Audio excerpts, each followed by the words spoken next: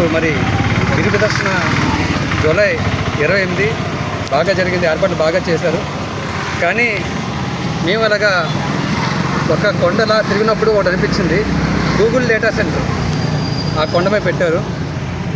జనరల్గా సింహాచలం అంటే ఏంటండి, చలం అంటే ఏంటి, కొండ. ఎప్పుడు దేవుడు సన్నిధిలోని గూగుల్ డేటా సెంటర్ అనేది పెట్టకూడదు, ఎక్కడ పెట్టుకున్నా పర్లేదు.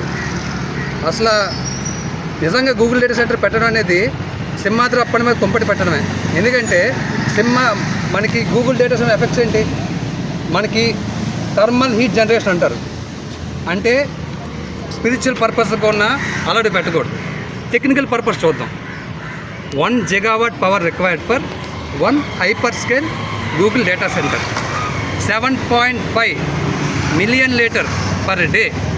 అంటే ఒలింపిక్స్లోని మనకి ఒక స్విమ్మింగ్ పూల్ ఉంటుంది కదా, అలా ఉంటుంది. అలాంటిది ఇప్పుడే డెఫిషియెంట్ ఆఫ్ రెయిన్ఫాల్ ఉంది.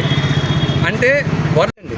నేను ఒక హిందూని, నా మనోభావం దెబ్బతీస్తుంది. నేను నడిచిన మా సింహాద్రి అప్పని మీద గూగుల్ డేటా సెంటర్ పెడితే నిజంగా అతని మీద ఒక కుంపటి పెట్టడమే.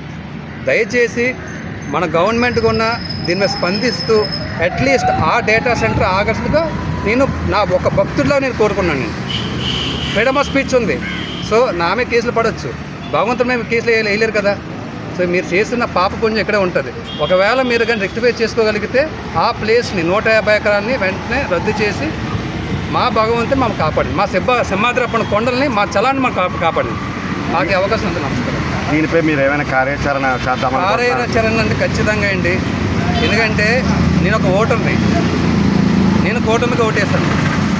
సో నేను ఖచ్చితంగా నా కార్యాచరణ అనేది సింహాద్రి అప్పన్న కొండ మీద తీయకపోతే మీకు సమాధానం ఎలక్షన్స్ ముందు ఉంటుంది. ఎందుకంటే మీరు ఇప్పుడు సమాధానం చెప్తే ఎవరు వినే స్టేజ్ ఉండదు. కాబట్టి ఎలక్షన్స్లోని 1 year ముందు ఖచ్చితంగా మీరే ఆపుతారు. ఆ నమ్మకం నాకు ఉంది.